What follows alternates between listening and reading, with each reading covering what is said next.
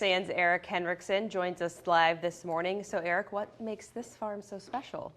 Good morning, Sally and Erica. It's all about towers at Vermillion Farms. Located in Williamson County, the farm is growing up instead of growing out. It's called aeroponics. Similar to hydroponics, the farming method avoids soil and dirt. Instead, it grows plants in the air. Owner Will Vermillion calls his farm a space-age pantry.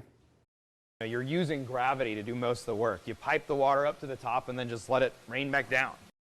Vermillion says they use 95% less water than a traditional farm, and that by growing using these high-tech towers, they can remove variables that make farming difficult.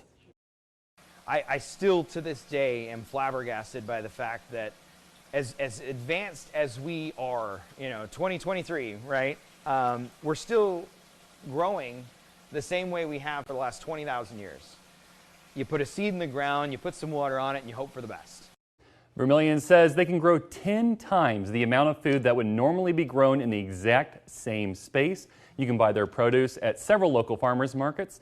Later this morning on KXAN Weather and Traffic from 7 to 9 on the CW Austin, I'll take a closer look at the farm and how Will Vermillion went from being a salesman for 15 years to a farmer. Literally saved up everything. It's really cool. It's really inspiring. He had an idea. He's like, I'm going to do this. Yeah, he's selling you. He sold me. I've been waiting to show you all this for a while. It's really cool. And it was huge. I want to show all the video off. It's really neat. It's one of the coolest things I've seen lately.